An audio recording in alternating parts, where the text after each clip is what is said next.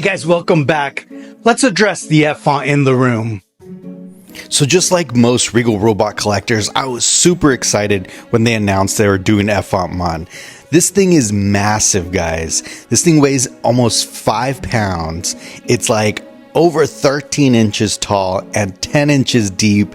And this one just absolutely towers over all of the other concept maquettes. And just like all the other ones, Regal Robot went into the Lucasfilm archives and digitally scanned the original artifact that's in the archives.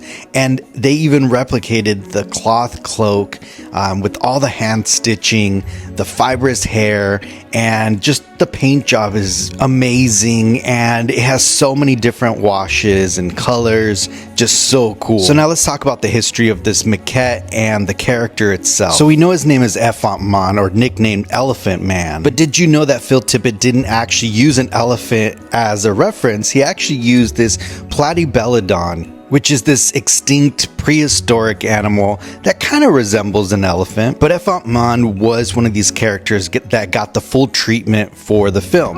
So they made a life-size version that you could actually see in Return of the Jedi in multiple scenes in the background. And inside the suit was Andy Cunningham, who was a British actor and puppeteer, who also played Ish-Tib and Mon Calamari. And Ephant Mon was supposed to be Jabba's head of security, which makes sense why he's such a just gigantic goon. And he was gigantic both on film and in concept, because this maquette is over 13 inches tall and about 10 inches deep.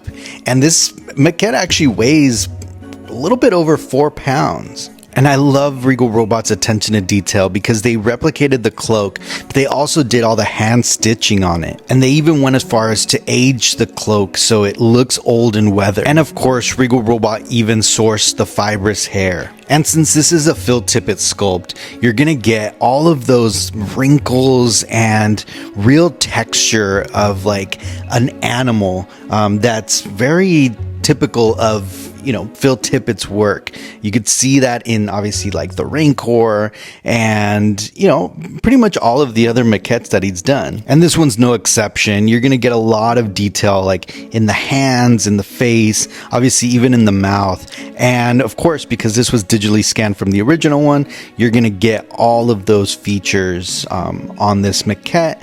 And the paint job is just absolutely amazing. Regal Robot always does such a great job at figuring out all of the different washes and all the different paints that are involved in all of these maquettes. Now, I did see online someone asked about a cane, because you could see the cane in some of the promo shots for Return of the Jedi, and I believe the full-size version had a cane. This one does not come with a cane because the one in the archives actually doesn't have a cane. And Regal Robot's releasing 2 editions of this. They're going to do a legacy edition that's going to be limited to 45, and each one of those is going to come with a unique hand-drawn sketch by Phil Tippett himself, and of course his autograph on those beautiful signature plaques. And the Legacy Edition is going to retail for $11.99, and it is going to qualify for a 6-month payment plan. And they're also doing a Signature Edition, which is going to be limited to 83 units. It's going to come with Phil Tippett's autograph as well, and that one's going to retail for $8.99. And I think that price point is justified because of the massive size of this thing. I mean, look at how it towers over some of the smaller maquettes here, and even when you start putting it up to the bigger ones like Jabba the Hutt here, it is just massive. It's huge. And even when you put it next to some of the bigger ones like Weequay or Klaatu, it's just, there's no comparison. It's just that big, even next to the Rancor. So for you that have the Rancor, you know, the Rancor is a pretty big concept maquette. And when you put it next to Ephant Mon, it looks so little compared to it. It is that big. I think the only one that's even close to the size is actually the Tauntaun. And just the height. I mean, that's really the only thing. But even when you put it next to the Tauntaun, because of how thick it is and just how beefy this maquette is, it still looks so much bigger than this. So I hope you guys have some room in your shelves for this, because again, this thing is massive. So both editions are going to be available this Tuesday, June 24th at 12 p.m. Eastern Standard Time on regalrobot.com. Don't miss this one. You make sure you set your alarms, because especially the legacy editions, I do anticipate they're going to sell out pretty quick. So get on there, jump on there quick and order it.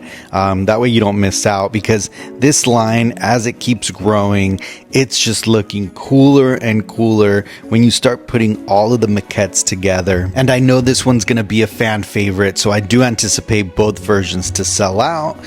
Maybe the price point might slow it down just a little bit, but I do believe the legacy editions will probably sell out pretty quick. So there you go, guys. I hope you enjoyed this review and close-up look at Ephant Mon. And don't forget to like, subscribe, comment, and if you haven't, go join Regal Robot's fan and collectors group on Facebook, just to stay up to date with all the latest updates from Regal Robot. See you guys next time.